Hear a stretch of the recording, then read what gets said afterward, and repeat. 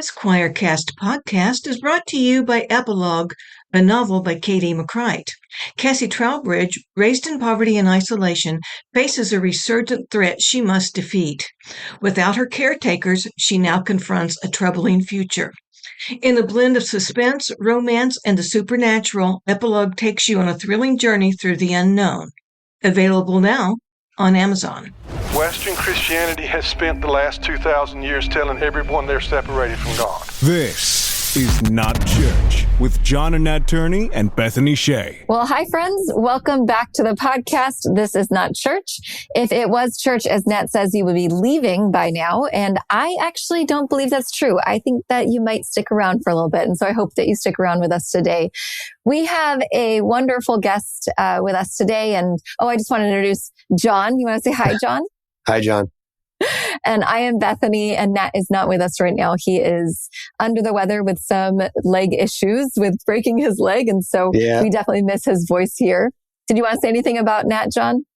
No, just I agree with you. We miss his voice and his humor. Yeah. He brings that level to the podcast that, you know, we try to step into his boots, but it's kind of difficult. It really is. He is a hoot every time. Yeah. And he always says like things that are so deep and thoughtful and wise, but also in a way that's full of snark and fun. And it's just like, I always miss him when he's not on here with us. But we do have a wonderful guest as always today. Our guest is, I'm going to butcher your last name again. Kelley Nikondeha, that's right. And she is a writer, a liberation theologian, and a community development practitioner. She combines biblical texts and various cultural contexts to discover insights for embodied justice, community engagement, and living faith. And she is the author of a few books. One is called Defiant, What the Women of Exodus Teach Us About Freedom. Another book is Adopted, The Sacrament of Belonging in a Fractured World. She also wrote a book called The First Advent in Palestine, Reversals, Resistance, and the Ongoing Complexity of Hope. And she is known for highlighting Palestinian voices and rights. She travels between the Southwest US and Burundi in East Africa. And her latest book that we get to talk about today, we get to talk about all the books, but the one that she just came out with is called Jubilee Economics, The Purpose, Practices, and Possibilities for a Better Future. So I wanted just to welcome you to the podcast. Hi, Kelley. How are you doing today? I'm doing good, but I'm exhausted just after hearing you.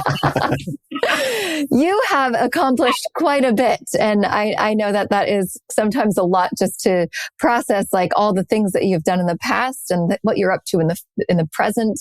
One of the questions we like to ask, and I know you've been on the podcast, it was a few years ago, so some of our listeners are very new to the podcast, and those who have listened from 3 years ago may have forgotten. So I would love to hear a little bit about your faith background, like what it was like for you to get to where you are today, and how your faith has transitioned over the years of who you are. Sure. So I grew up in Southern California, Orange County, into originally, my parents were both in the Catholic Church. And so that was kind of where I entered the family. I'm adopted. So they adopted me from a Catholic adoption agency. And so even my birth mother was Catholic, what rooted me. But maybe somewhere in the middle of elementary school, my parents made their exodus. And they talked about it that way, that it was like their exodus from Catholicism, and they moved into an evangelical, non-denominational, spirit-filled church. And so that really,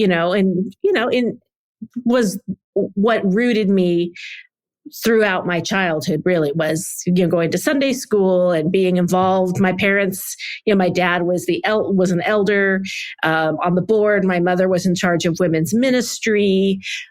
So I grew up in really evangelical spaces.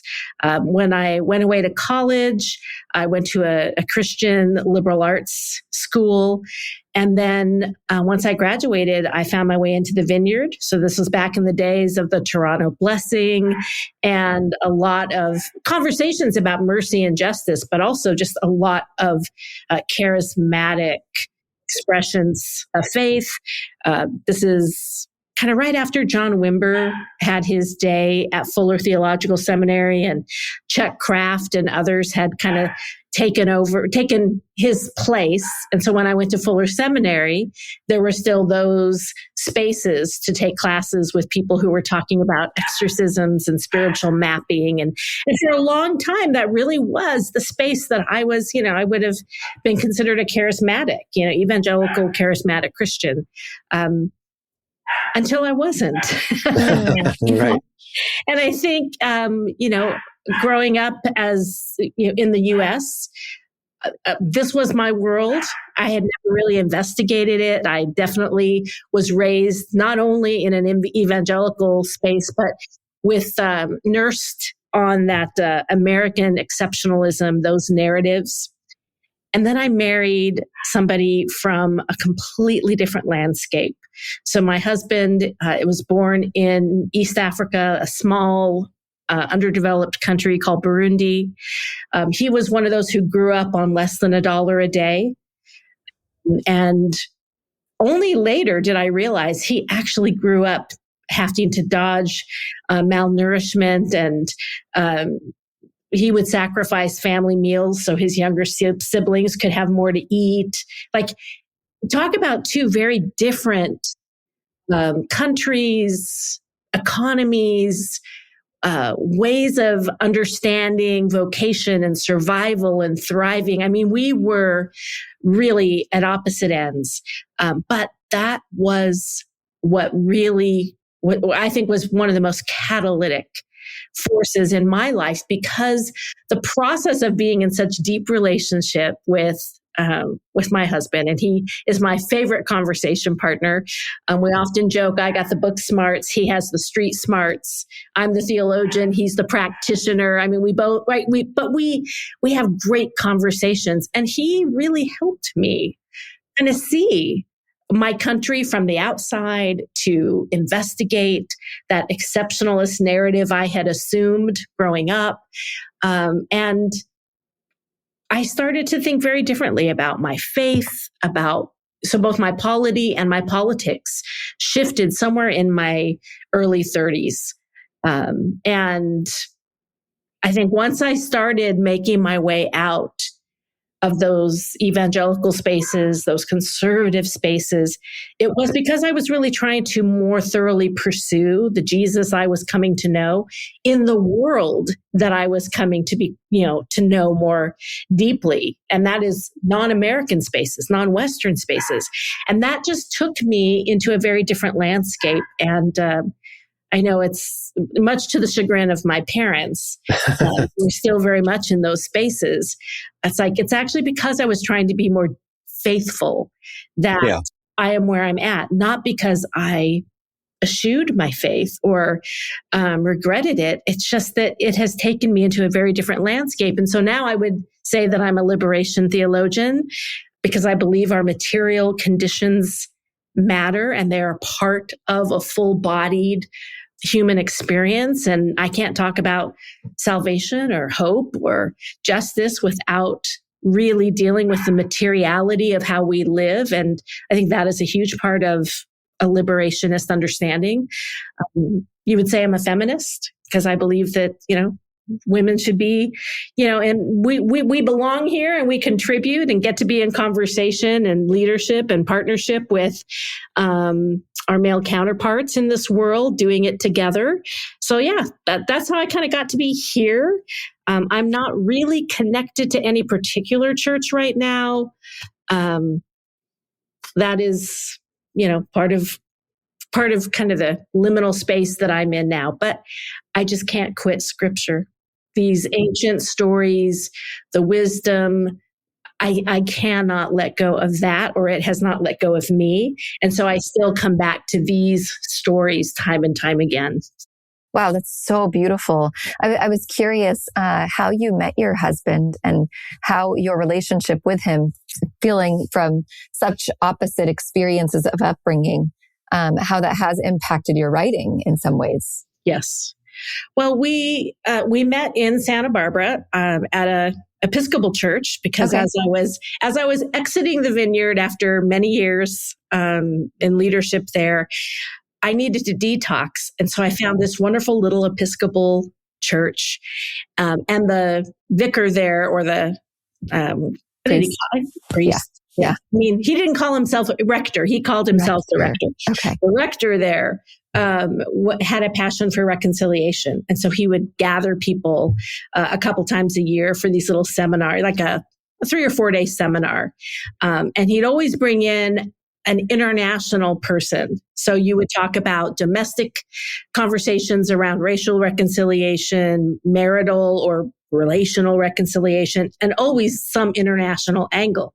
So he brought Claude in from Burundi because Burundi had just come through a civil war that's roots were in tribalism. So he was, the international superstar. Nice. It was his first time in the United States. But I found him fascinating because I had never met somebody who was so completely foreign to me, but who also had ample English to be able to have real conversation and really ask thick questions and get thick answers back, because we weren't limited by language. He had enough to be able to engage. And so I think we were just talking from the very beginning. And so we've never stopped. That's so awesome. And so your relationship with him obviously has impacted quite a lot of your writing. I'm sure throughout with everything that you've written, they are all very impactful books. But has it impacted even more this newest book that you have on economic justice? Sure. So this book really is our story. Nice. So I mentioned that I do the theological work, and he's the practitioner or social entrepreneur is how I describe him often. But we have worked in Burundi for I think 17 years now, doing development work. So we've had seasons as a family where we've lived there for, months or years at a time. Seasons where I've gone back and forth with the kids because we have 2 children who needed some of the services and support here in the States. So I would have them here for the school year, and then we'd all travel to be with Dad over there in the summer. And he'd come over here. So we've kind of had this very unorthodox moving back and forth between these 2 spaces. But we have been working in Burundi for 17 years and doing the work that I share about in the book, which is trying to live out to the best of our capacity this Jubilee economic ideal. And that has been kind of both the joy and the challenge of our work. So I would come at it as a theologian saying, there are things that we need to tend to as we work and do development work among, the Burundian people. And then there are things, that he would push back and say, well, yes, but as somebody who's on the ground, there are some natural limits, either because economies function differently now, or, one of the things we have is a bank for the working poor. In Burundi, 97% of Burundians do not ever have a bank account. Wow. They don't make a lot of money. Like I said, a lot of Burundians are living on less than $1.25 a day. So they don't have a lot. And what they have, they tend, like my mother-in-law would always keep her spare coins and money in an empty coffee can. And that would be tucked away in the back of her closet, or maybe sometimes she would dig a hole and bury it in the back of their garden. So, you didn't have much. And what you did have, you just kind of kept it close because you couldn't afford to open a bank account. You couldn't afford the monthly fee. You couldn't afford, there's a lot of services that are attached to having an account there. And if you were poor, you didn't have any extra money for those kind of fees. So his dad never had a bank account. And, I think, so for us, starting a bank was actually, it was a justice issue for us. We had been working, doing community development in the term, like actually helping people with agriculture and schools and housing, all the basics. But realized that some people have, this was at the time when everybody was into micro lending. So Grameen Bank, they had really come into the public sphere. They won, Grameen, I think he won a Pulitzer, or not a Pulitzer, he won a Nobel Prize. And so everybody, World Vision, World Relief, Opportunity International, everybody had a micro lending program.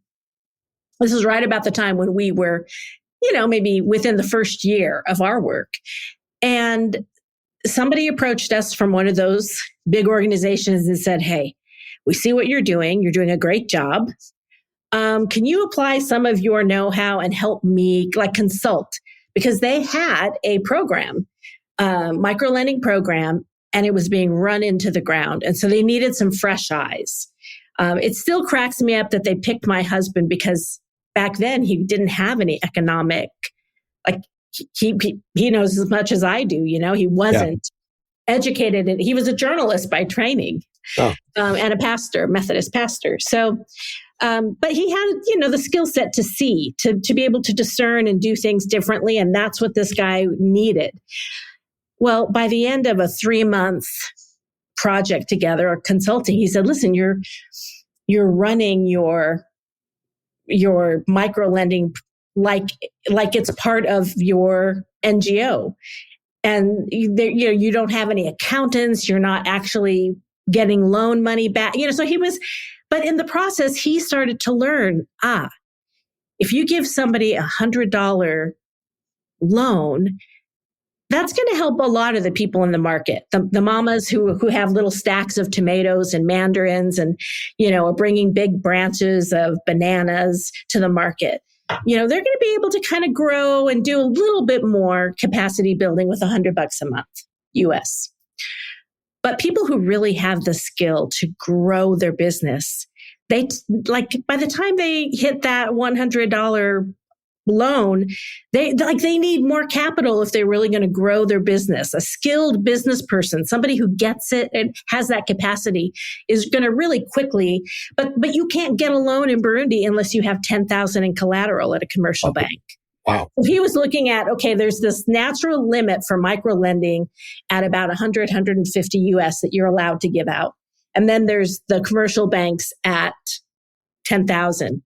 There's a lot of people who could grow their businesses and be able to have more, capacity for their families, create jobs for their neighbors. There's a lot of good things that could happen. And so he started they gave him the program and said, we want to save face with our donors. We can tell them we've given it to a local. And what Claude got from it was the certificate of operation, which got him kind of a foot in the door with the central bank. And that was the beginning of us all of a sudden having to really look at Jubilee, not just as a theological construct, but as a very tangible one, because to me, this was going to be what guided how we operated the bank. Yeah. But that's where years later he would come back and say, we can't forgive all of the loans because we'd lose our certificate of operation with the central bank. And we'd be able to help anybody. So it has to, Jubilee has to mean something beyond just forgiving all the debt. And so this is where I intimated earlier on the push between, the Bible says this, and he's saying, yes, but the Burundian context has some natural restrictions to that. And so those conversations over the years pushed us to really demand something deeper from these Jubilee texts. I call it the Jubilee canon because we hear about this in Leviticus, Deuteronomy. We have those operatic strains that we get from the poetry of Isaiah, who also talks about Jubilee and building the new city. And then, of course, Jesus pulls this into, we hear this in the Gospels and see him live it out in a lot of the Gospel narratives. And so I call that kind of the Jubilee canon. And so that was my plumb line. And I would just go deeper. If these texts mean something, they've got to mean something even when we can't 100% zero out debt. So, Kelley, can you tell us a little bit more about what Jubilee looks like? I know that you mentioned some scriptures, What does it mean for the people that it was written to then? And how does that translate to us today and what you've created in your book? Sure. It's probably really good to dial back. I get so energized when I start talking about Jubilee. So Jubilee basically is a set of economic practices or policies, and it has to do with loans, labor, and land. So those things then move us towards liberation. If you're dealing with those things, and here's the liberation theologian talking, now we're starting to move towards true liberation when we are talking about the nature of these things. Jubilee also really pushes us to think differently about indebtedness. Yeah. And I think that is something that at a gut level, it doesn't matter if you're an ancient person or a modern person, we know the stress, the fear, the hardship that comes from laboring under deep indebtedness. And so in the ancient world, that meant, you could lose your land, to somebody.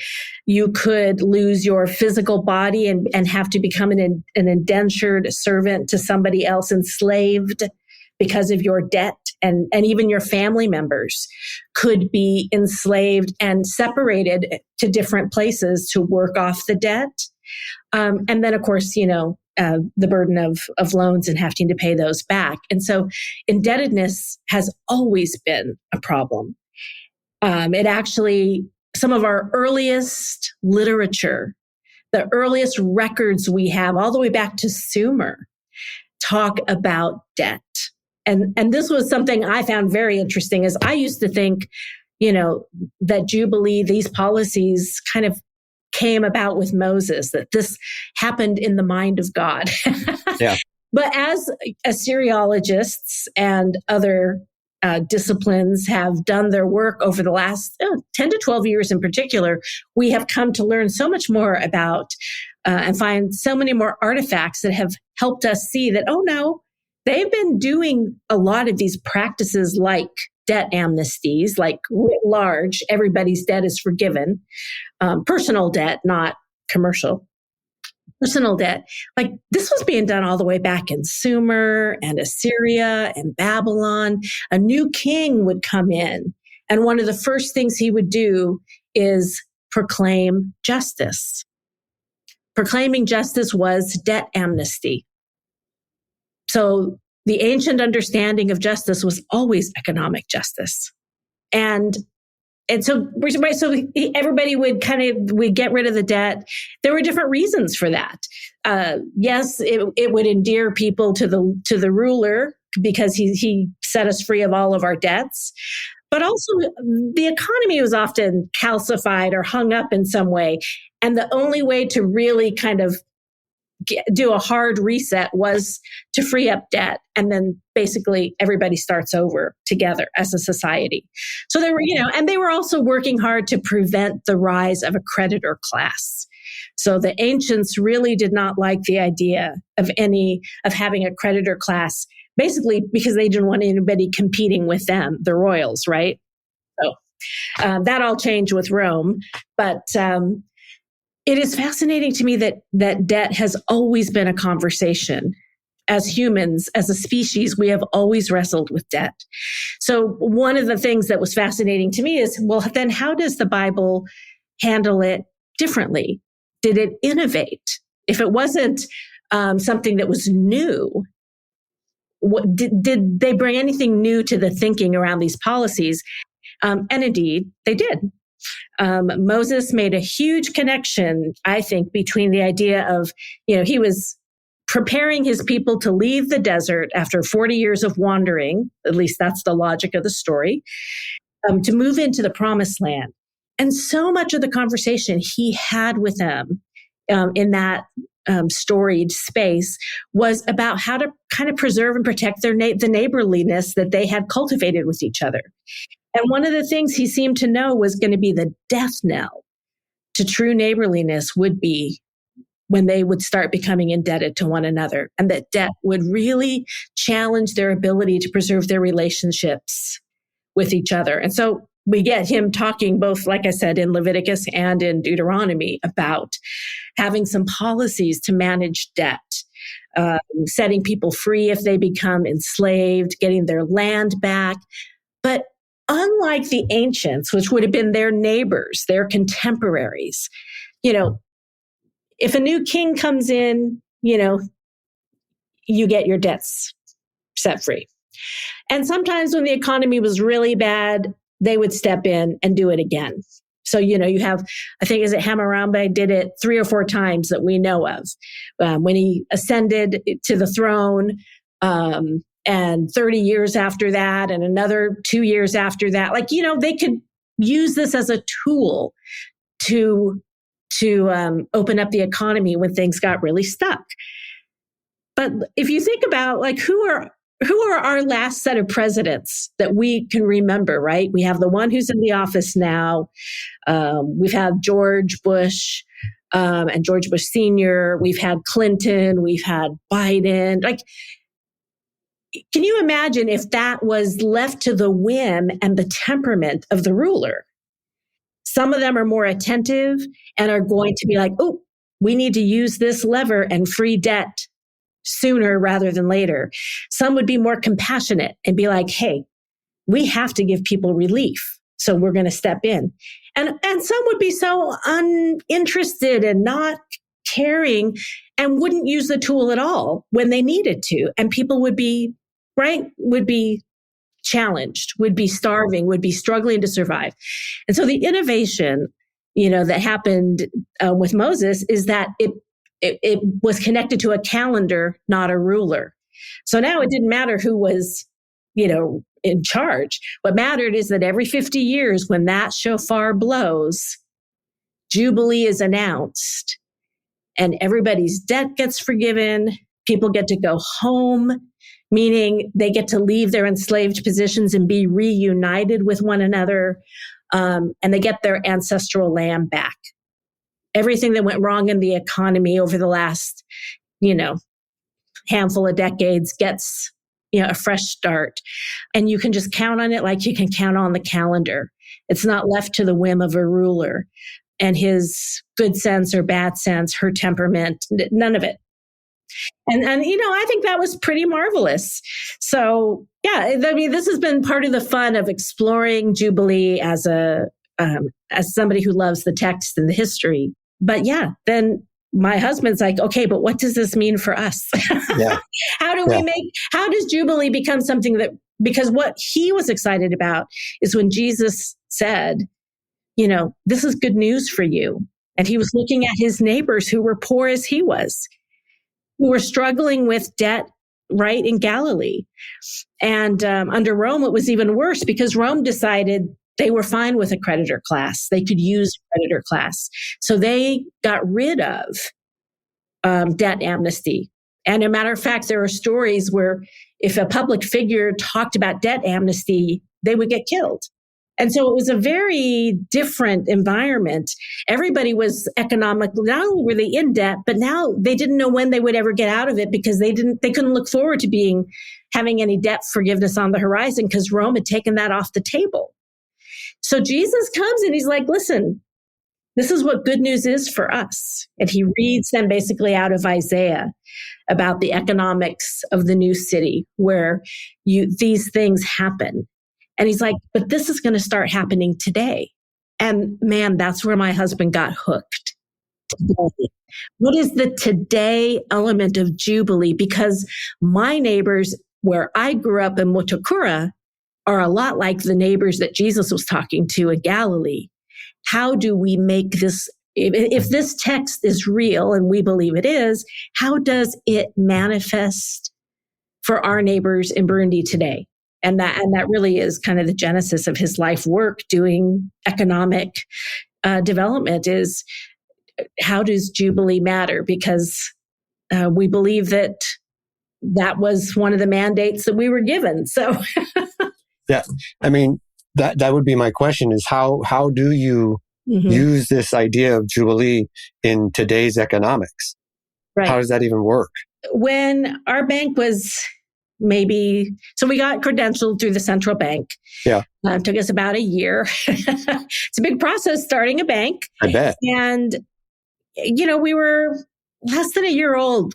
Our institution was maybe 6 months old. And the central market, so in the capital city of Burundi, where we lived at the time, there's one huge central market. It's like the size of a soccer field. It's massive. Well, like a big soccer stadium. It's massive, right at the center of town. And on a Sunday morning, it burned down. Over the course of like 5-6 hours, oh wow! It had this big metal tin roof, and over the top, it just crumpled. It's like you could watch it go into its resting pose by the end of the day. It was just, but that was the economic hub of the capital city, and therefore the whole country, really. Yeah. But that also is where 70% of our clients were. Oh, wow. And so I remember I was in the States at the time with our kids. My husband was there, and he's like, okay, all his phones were ringing. He's like, I got to go figure out what's happening at the market. Everybody's down there. But as I started getting the reports back from him, he's like, yeah, everything's gone. Nobody survived that. The people who were able to get out, luckily, there weren't as many people on a Sunday morning because everybody was going to church. Burundi is a Catholic country, so most people were getting ready to go to their service. But there were still people around, of course. And so there were people in hospital now and people who had lost their lives, and everybody had lost their business, all those little kiosks. Yeah. And of course, the first question is for all of these people whose lives were just burned down in a set of hours. But of course, we had to ask the question, okay, if 70% of our clients just lost everything, that means we're pretty much going to have to close our doors too, right? I mean, yeah. How are we aren't going to survive this either in terms of a bank. But that is when we really pressed into Jubilee. And I said, well, we got to free them all from that debt. And he's like, we can't. We'll lose our license. And I'm like, no, something has to happen. And so we set about for luckily we have a partner church in Texas that has been the most amazing partner for the last 17 years. And right away when we called and said, listen, can you give us some capital? Can you help us? Done. And they were able to infuse some capital into our little bank. And Monday morning, my husband opened the gates. There were 40 women waiting at the gate. These are the mamas who had the little stands, with their piles of fruits, weeping at the gate. And he ushered them all back into our little training area, which is this beautiful shaded patio in the back. And they just sat and wept, sat in a circle. And they said, one of the women stood up and she's like, I went to bed on Saturday night as a businesswoman. And I woke up this morning poor again. And all of these women just started going through and rehearsing what they had lost. A lot of them lost money too, because they still had money in their cash box, in their little kiosk in the market. They were learning to trust us with their money, but we were all learning to trust each other still.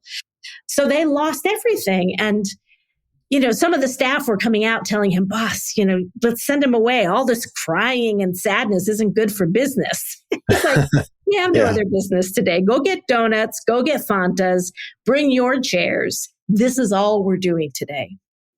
And they sat and they wept together, and they really, it was educational, I think, for our staff to recognize that sometimes it's not about the money, it's about these people. So let's send them all home with food. So get bags of rice and bags of beans, send them all home with food for their families so we know that they can eat. Visit everybody in the hospital that is connected to our bank to make sure they're okay and their families are okay. And his big thing was, don't ask about money. This is not about, are they going to repay the loan? This is about if they are okay. And then over the next 3 months, every loan officer sat down with every single person And some, of course, were better business folks and had more in their portfolio than the mamas, who were our most high-risk group.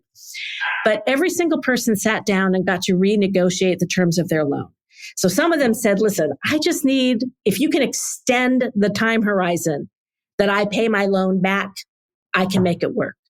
And others said, listen, I need you to front me some money, like on a new loan, so I can import more product and then I can get back. Like, everybody got a very tailored response for how they could get back into the economy, because that's one of the things we learned. Jubilee is that nobody should be permanently locked in poverty, right? So it's about debt.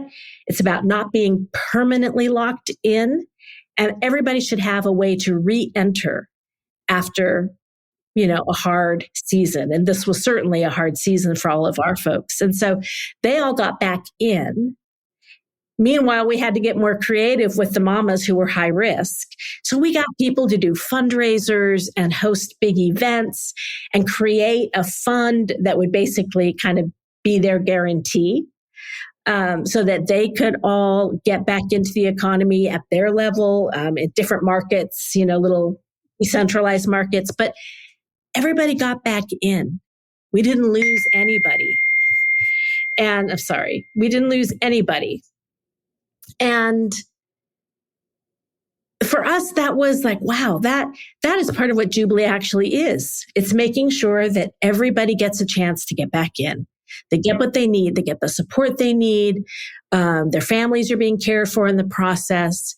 And once we were done, like, we really thought, I don't know how our bank is going to really survive. Our membership woman, the director of membership, came and said, in the last 2 months, while you all have been busy doing all of that, we have 800 new members. Like, oh, wow. Because they saw all of their neighbors and they're like, wait a minute, we want to be part of the bank that actually cares about people, and not these other ones that shuttered up as soon as, things got bad. They were out of town, they left. And so the bank started to grow because it wasn't just about the money. So, I don't know, but that is a little bit about kind of our origin story and what that means. The book goes into much more that story in much more detail for people who really care about, how do you deal with interest? And how do you deal with defaults and, et cetera. But that's the genesis story. It sounds like the base of all of this is this idea of community, because it seems like you wouldn't have been able to survive without a community around you that was willing to support you. And it seems like that's something that, when it comes to when I think of a bank in the United States, there's no community. Mm-hmm. There's nothing like that when it comes to a bank in the United States. Mm-hmm. So can you explain a little bit about how you were able to build that community? Well, some of that has to do with the Burundian culture. So we can't take all that credit. Non-Western cultures see money in much more communal ways, whereas Westerners tend to see money as being very personal. Gotcha. I don't know what my neighbor's making or how they finance their house. I don't even know my parents, what their nest egg, I don't know what they have in their bank account, right? Like, we're very personal in the West about our money, but in non-Western cultures, not only are they more communal, just at large, but even the way they handle money is much more communal. And so I think that already means banks function can. They don't all, but they can function differently. The commercial banks that were and are in Burundi are from other places, right? A Kenyan bank, a South African bank, a Swedish bank that have an operation in Burundi. And so they bring their Western sensibilities and, a lot of their Western guidelines, right, to sync with their countries of origin. But if you have $10,000 in collateral, and you're probably already doing well enough to be in that world. But we were working with the folks who didn't have that, and so I think it was easy to lean into the fact that we are all in this together, and so we need to create a bank that recognizes that. And I think a lot of it really came out of that market fire, because we recognized it was the first time our staff realized that we as leaders were more concerned about the viability of those families than we were about them paying back our loan. And I think it ended up being really important. And most of those people still work for us today. We have people who stayed with us all these years who recognize, oh, yeah, they need the loan to be paid back, but that's not the first thing. They need to know that they can feed their family and that they can pay the hospital bill. And so it allowed us to have much more tangible conversations about this is what neighborliness can look like. There again, we're back to Moses, recognizing that, debt and neighborliness, man, that's going to be hard. And so we took that on as I think sitting in the back and weeping with those women and not rushing them out, creating space for shared lament and letting that lament shape how we moved forward with them, and that we were unwilling to sacrifice those women. And we had a lot of other bankers say, stick with the ones you can move forward. Let those high risk women go. They're just a casualty of the fire. And we were like, no way. We've wept together. We have heard their stories. Nope. We all go forward together. And as a community, we just had to build, we created other groups of more well-off women to come and support them and connect with them, have meals together so that now they had a vested interest. These just weren't poor women at the market.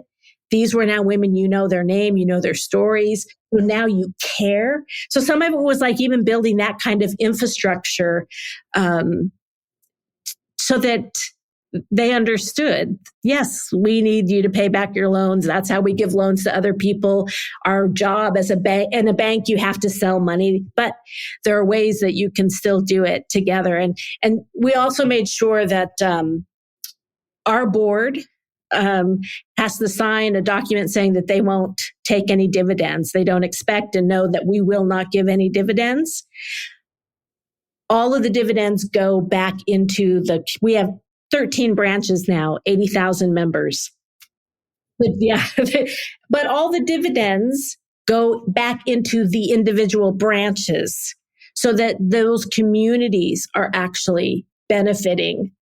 So the Claude doesn't take a salary. We get paid by our church, and we've never we just, whatever, we have enough to be okay. So he doesn't take a salary. We don't take any dividends. All of it just goes back into the individual branches so that those communities can then extend more loans to people. They can also sometimes decide, we need more training here. Can you use some of our dividends, some of our money to bring in, more training in this area? Can we use some of that money to expand this part of the portfolio here in our neighborhood? So there again, even the money stays in their neighborhood. It doesn't go back to a central bank or a central place. It doesn't go into the pockets of somebody else like us. It's theirs. And it builds their community and builds their neighbors. And so we see businesses growing, more jobs and services being created. So yeah, right. Money is the thing that really can pull us apart, and working really hard to make sure it stays in the neighborhood and that they know it's theirs and not ours. I think that's another thing that has helped us do banking in a more communal way. That's all amazing. I can't imagine how that would work in the West. Right. That would be my question too. Yeah. Right. Do you see a way?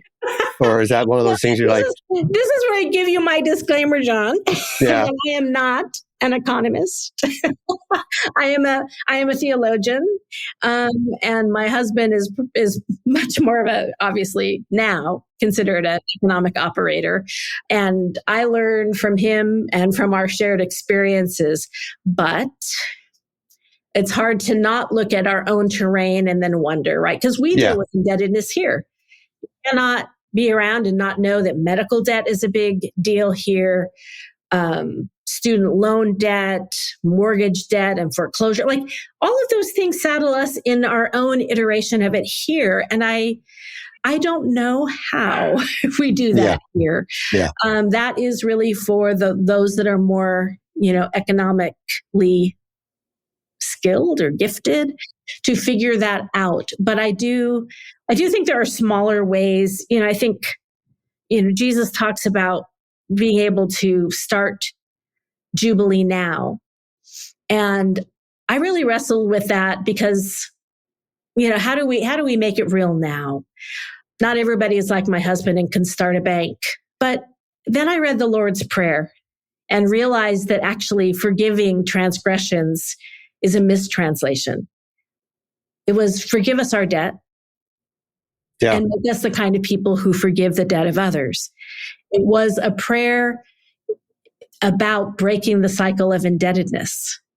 And I'm like, oh, well, that's something that maybe some of us could start practicing. Like I had people who owed me money. Could I consider relieving them of that burden? Yeah. We recently had somebody who helped. We, bought a home and had somebody help us kind of get across the threshold to be able to get that last little bit for a down payment. And about a month and a half ago, he sent us a note and basically said, that loan doesn't exist anymore. Wow. And I was like, wow, Jubilee still exists. Yeah. Like, I can't believe that I kind of feel like we don't deserve it, but there are still these moments where I think we release one another from debts and we start breaking the cycle where we can. And so I think there is both a macro and a micro way we can talk about it. And I guess I challenge a lot of people in my neck of the woods to think about, don't think about the big system because you're going to get like, oh, we can't all do it and our whole system would fall apart. And no, think about, because then you'll opt out and say, I don't have to do it. It's too big, right? Kind of like the conversations around, what are the racial justice and reparations. Mm-hmm. It's too big. So we opt out. The number's too big. There's no way we could ever do that. So, but think about it in the micro. What are the ways in which I can release people from some measure of debt that I hold over them, or a way that I can be helpful in those small economic transactions that normally as Westerners, it's like we don't talk about. And it has changed how my husband and I understand, living in Burundi, we have a lot of people who we do better than financially just by virtue of our connection to the West. And so a lot of people ask for loans and help. Now, we can't help everybody, but the people we help, we do so with this awareness that we want to help in a way that doesn't entangle them or entrap them in cycles of debt. And it's a very different set of questions when you function as a Jubilee practitioner. Well, and it's probably also that you don't want to be entangled in that as well. Like you probably having to check your own heart and your own motivations with how you can be a person that's marked by generosity and not found enslaved to money. I mean, Jesus talks about money more than anything else in the Bible besides the kingdom of God. So obviously it's a really big deal. Yeah. Well, when people ask why having a bank is like connected to our work as, people of faith, I was like, well, do you think that God doesn't care about economies? Of course he does. Because when you have strong economies, you tend to have stronger families. They have capacity to do things, to pay their bills, to feed their kids, to send them to school, to fix things that are broken, like a car, right? Like they can, families do better when the economy does better. So of course God cares about economies. And so why wouldn't we? And why wouldn't we get in there and try and do the best version of a bank? That doesn't mean it's not hard. That doesn't mean that we do it perfectly, that we haven't had fails and mistakes, but we are committed to seeing it happen now, to the best that we can be part of that experiment, And that's why I talk about the practices of Jubilee. we are practicing, we're innovating, and we want to be in conversation with anybody else who's like, yeah, I want to give it a shot. Here's what it might look like in my community.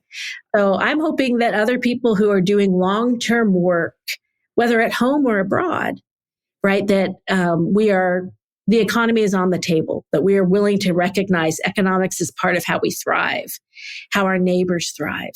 And so it has to be part of any conversation about long-term transformation. And we would just love to, hopefully put this book in the hands of people who just want to join the conversation. And if we can be good conversation partners, this is our story of how we've tried, what we've learned, what we still hope for. And I would love to see that community grow. That's really beautiful. I'm curious how this picture of economic justice, about the lack of indebtedness, about living generously, how does that translate to a family unit with raising children and teaching them how to be generous? And then also, how do we give loans to our kids but without debt? And how do you see that playing out in like the micro community of a family? We're just on the front end of learning some of this because both of my kids are now 22. Okay. Wow. and one is graduating from college and the other one will be graduating next year. So we really are on the front end of having to figure out, what does this look like, as our kids move into adulthood and what they might need from us, and how do we do that? I know recently, my son has started a business. He's going to business school, so it's no surprise he wants to get his hands dirty. He's like his dad, he wants to practice sooner. And he kind of got himself sideways, and this is some of what you learn when you're young and you're dealing with money. And you're a first-time business owner. So I was like, how can we have this conversation about money that isn't shameful? Because I think another problem is we treat debt like it's a moral failure or a personal mark that you are in debt, rather than recognizing it's more of an indictment of the system than it is. Right. But he's young and, he still has some things to learn. But how do I model a conversation that's not about shame when we talk about money? But yeah, it's like, I said, he was I think we're talking a couple $1,000s, but when you don't have a lot of money, that's a lot. And we spent some time, and I don't know if this really addresses your question, but it was important to me to spend time with him. What does it felt like for you? It's like, for the last 3 weeks, I have not been able to talk to you because I've been so scared to tell you that I made a mistake and I'm in debt. I said, so tell me what it feels like to be, like, I really let him sit with, what does it feel like to be in debt? And then say, okay, does it feel better to live within your means, knowing that you may not be able to get the thing you want when you want it? Like, does that feel better than what you're feeling now? And he goes, oh my gosh. He goes, Mom, I can't even keep food down. I feel terrible. Right. And saying, yeah, I can see why debt isn't good. And so we talked about him recognizing how it feels in his own body and in his own frame of reference. And then now, how do you think, and we talked about some of our family in Burundi, and we talked about some of his friends here, thinking about now, how do you think other people feel when they're carrying debt? And how do we understand and have compassion and not assume that it's because they're spending too much or they don't know how to manage? There's some of that. Of course, you teach financial responsibility, but to recognize that sometimes there are other things happening. And can you imagine the stress that your auntie has been under? Can you imagine the stress that your fellow student is under?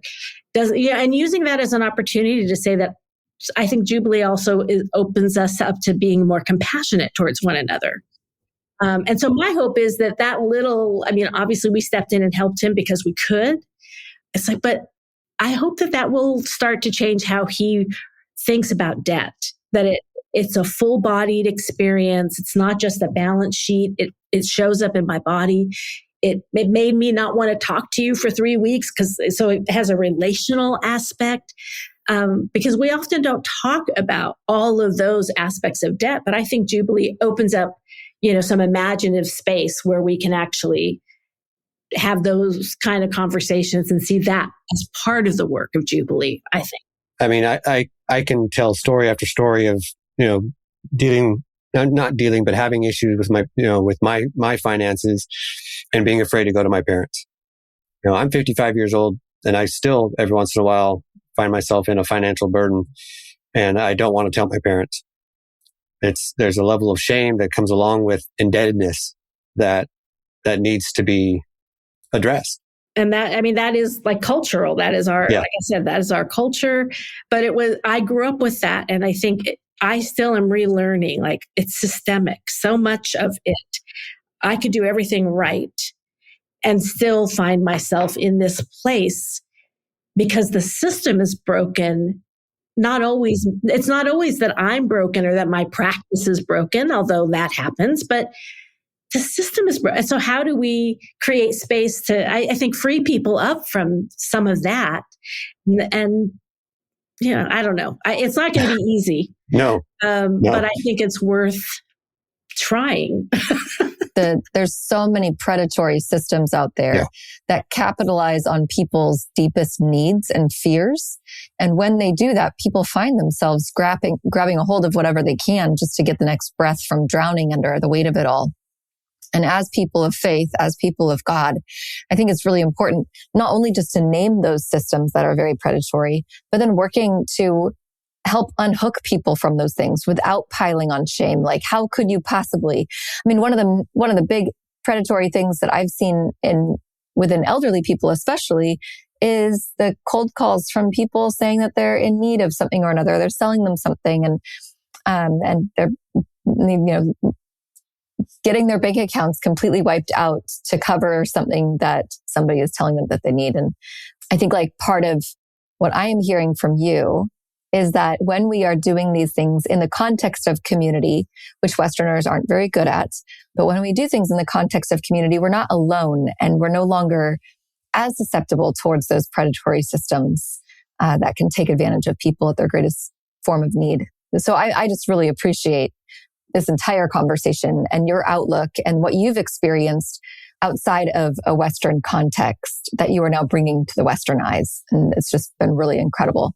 John, do you have any last questions or thoughts before we wrap up? No, I think like you said, this has been an amazing conversation. It's a lot to take in. Yeah. And it's a lot that I think, but it's necessary. It's important. This idea of Jubilee is something that, I've read about, but I have not put it in context within my own life or my lifestyle or my community. And there's a lot that I can learn from this that I can take and put into practice, I believe. I really, truly believe it. And I think this is a book that everybody should buy and everybody should get this book. Well, I hope that people will find that there are connection points.